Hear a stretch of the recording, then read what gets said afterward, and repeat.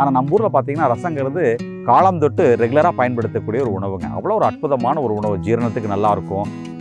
அந்த தூதுவளை ரசம் பார்த்திங்கன்னா குறிப்பாக சளி பிடிக்கக்கூடிய காலகட்டத்தில் தூதுவளை ரசம் ரொம்ப உதவியாக இருக்கும். அலர்ஜிக்கு ரொம்ப உதவியாக இருக்கும். ஆஸ்மா இருக்கக்கூடியவங்களுக்கு ரொம்ப உதவியாக இருக்கும். அது மட்டும் இல்லாமல் நம்ம எதிர்ப்பு சக்தியை நல்லா இம்ப்ரூவ் பண்ணுறக்கும் இந்த தூதுவளை ரசம் உதவியாக இருக்குங்கிறத சொல்கிறாங்க. ஸோ இந்த தூதுவளை ரசத்தை செய்கிறது எப்படிங்கிறத பார்க்கலாம் வாங்க.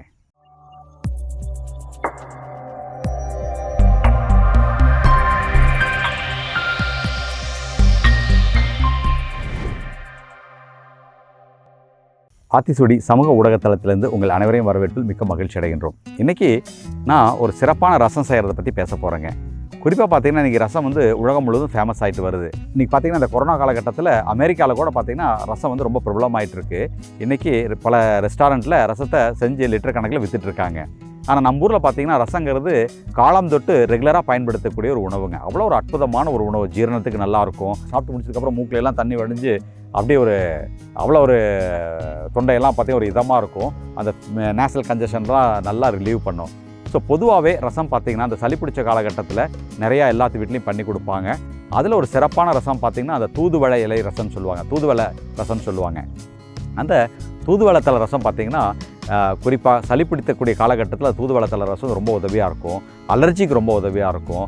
ஆஸ்மா இருக்கக்கூடியவங்களுக்கு ரொம்ப உதவியாக இருக்கும். அது மட்டும் இல்லாமல் நம்ம எதிர்ப்பு சக்தியை நல்லா இம்ப்ரூவ் பண்ணுறக்கும் இந்த தூதுவளை ரசம் உதவியாக இருக்குங்கிறத சொல்கிறாங்க. ஸோ இந்த தூதுவளை ரசத்தை செய்கிறது எப்படிங்கிறத பார்க்கலாம் வாங்க.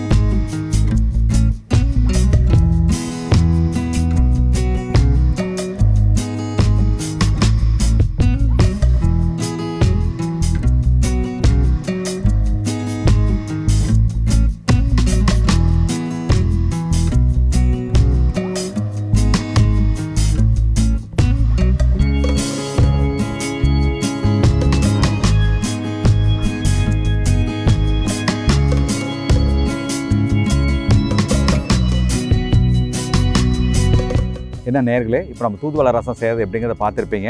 ஸோ தூதுவளை ரசம் செஞ்சு டெஃபினட்டாக பயன்படுத்தி பாருங்கள். உங்கள் குழந்தைகளுக்கு கொடுங்க, பெரியவங்களுக்கு கொடுங்க, முடிந்தால் பக்கத்து வீட்டுக்கு கொடுங்க. அதோடு மறக்காமல் இந்த வீடியோவை நிறைய பேருக்கு ஷேர் பண்ணுங்கள். நன்றி, வணக்கம்.